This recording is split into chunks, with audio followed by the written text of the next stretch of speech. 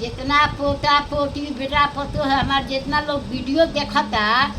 उतना लोग मतलब पहले भी दादी स्थान में के गीत गाई शंकर जी के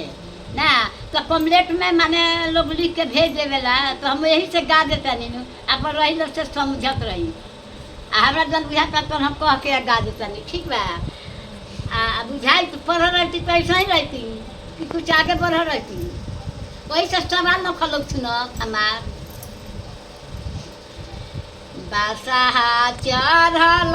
शिवाजी आवेले गौरा के समझावेले हो बादशाह चढ़ल शिवाजी आवेले गौरा के समझावेले हो बिना रे बोलावल गौरा जईबू तो याद रोना होई हेनु बिना रे बोलावल नैहर जईबू तो याद रोना होई हेनु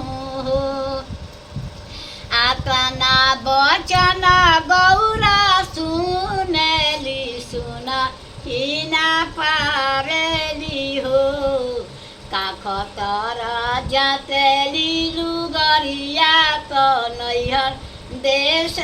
चली भैली हो काख तर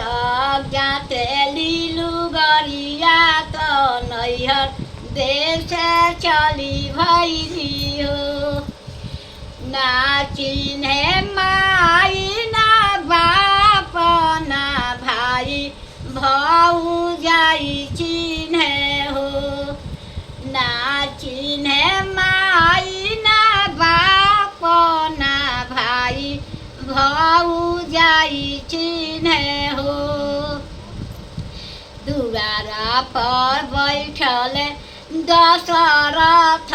बोलिया कु बोली बोलसो दुआरा पर बैठल अपना पापा बोली से कु बोली बोलसो आतना वचन गौरा सुनली सुना हिना पावेली जड़ी के भस्म भैली हो आतना वचन गौरा सुनली जड़ी के भस्म भैली हो ये शिव जी के गीत है कान भर का शिव जी के गीत हुई अच्छा मुखी हो कोई ये करियो ना गाला